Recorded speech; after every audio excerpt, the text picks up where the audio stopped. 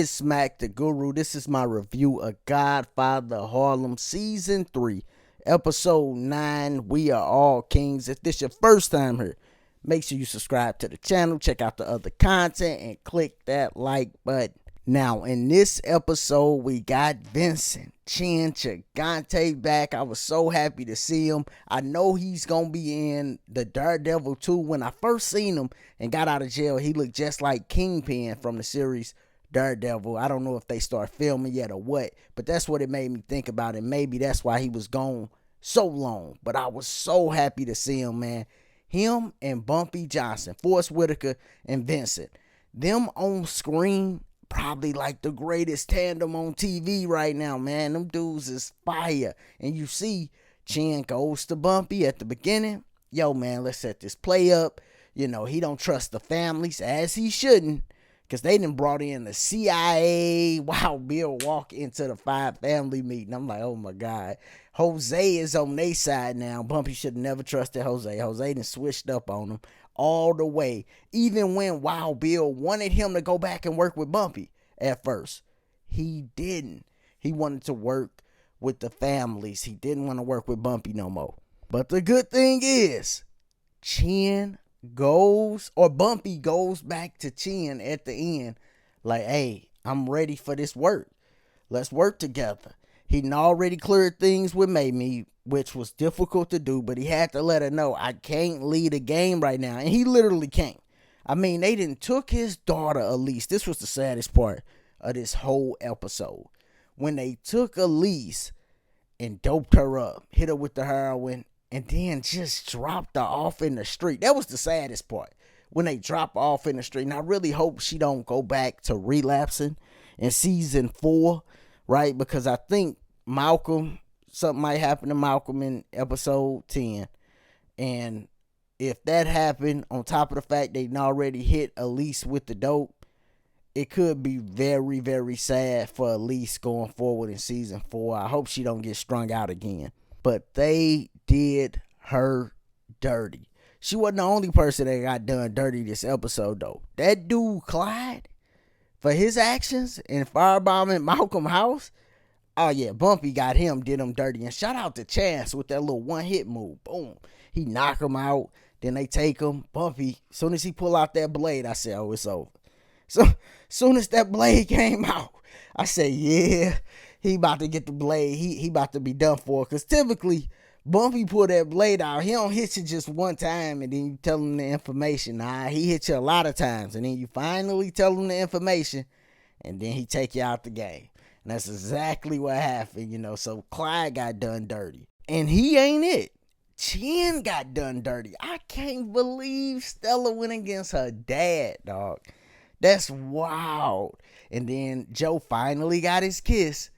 And now they messing with each other. And then Stella at the end gonna side with him after Chin done already went and checked his wife, let her know she dead to him. After he done already took Tommy finger. I mean, Tommy is at the meeting with both of his fingers missing, taped up. Like, yo, I'm on Chin's side. I'm sure everybody there like, bruh, we already know what did happen to you. Like, you literally at the table with 3 fingers on one of your hands. And it was well deserved, but it's just wild that he at the table like that, taped up. I'm like, yo, Chin is not playing. And now that he got Bumpy, see, they gonna be able to go head to head with them. Because remember, Jose and the CIA, these dudes is grimy as can be. They not a part of the family. So they will switch up on the family instantly if they had to. Don't get it twisted, especially Wild Bill. Wild Bill don't care about none of them. He'll switch up on Jose if he had to, instantly. Like, Wild Bill put 2 and 2 together. Okay, yeah, we don't need him no more. Bang. Take you out. Or this side is more advantageous to me, so that's where I'm going. All right, so you can't trust him for nothing. I mean, CIA, you can't trust him for nothing. Then Jose, we done seen him. He be listening to the shells. He go to his witch doctor. No, he go to his spiritual person though, and he listen to her. And then sometimes he don't even value what she's saying. He'll switch sides quick too. So you can't trust him. All right, so Can't trust him. Can't trust Wild Bill, but they got them in there. So it's going to be them versus Chin and Bumpy. And Tommy might slide over the Chin and Bumpy side too. So it's really a even matchup, them going head to head like this. Now, one thing that I hate watching, I literally hate watching, is Malcolm refuse to help a Bumpy. Bruh, he's so stubborn. No, he need Bumpy help. He traveling around the world. We seen him in Detroit. This how I know, yeah, it's getting close for Malcolm, because they had him go to Detroit. That's how I know. Okay, yeah, it's getting close for Malcolm. But he traveling down. We see he meet Andrew Young. And salute to the showrunners for not making it seem like Malcolm and King had some beef. I'm glad they didn't go in that direction, boy. I am super glad they didn't go in that direction. And they show Malcolm showing respect to King, what he got going, and all of that. I love that they did that. And one of the reasons I said that I know it's coming to the close for the end of Malcolm, because one, I can see the picture they got for Malcolm X in season 3, episode 10. It's probably when he gonna get knocked off. But then also him going to Detroit was relevant because he gave like 2 or 3 famous speeches in Detroit in the final year of his life.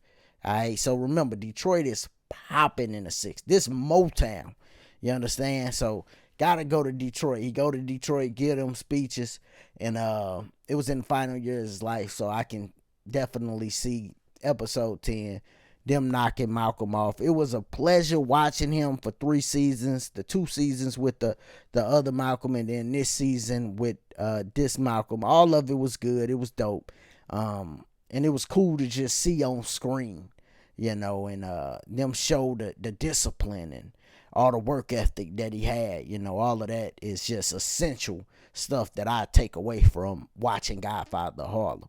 But yeah, man, this episode was fire. Some of the biggest highlights from me, like actual scenes, gotta be Chin and Joe when they sat down and Chin let him know, like, dude, nobody respected me, and how he gained his respect and let him know what's gonna happen to him.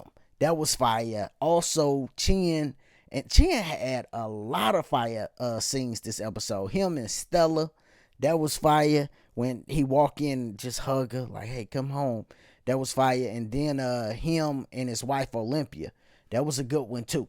When he choked her. Because she dressed up and all, got her best lingerie on. He ain't tripping off none of that. He like, I can't believe you. Then let her know, yo, you dead to me. Another powerful scene gotta be Bumpy and Mamie. That was powerful. That was powerful when he let her know, yo, I'm back hustling. Hey, baby, I love you, but I can't get a game up now. You know, that was powerful. So it was a bunch of powerful scenes in this, man. Y'all let me know what y'all thought about this episode. Are you looking forward to episode 10? We gonna lose Malcolm. Let me know what you think, man. It's MactheGuru. If you're still here, make sure you subscribe to the channel. Click that like button. Check out the other content. We doing Snowfall, right? Final season. We just finished BMF. We doing Power Book 2. That's more for the youngsters. But we also doing Succession. You know I'm in business too, so gotta do Succession. I do industry, so I'm gonna do Succession. That come back next week for this final season. I'm gonna do that. Still doing All American. You know, that's more for the youngsters too. And then we got a bunch of other reviews and stuff on the channel, man. So check it all out. And as always, y'all be easy, be safe, peace.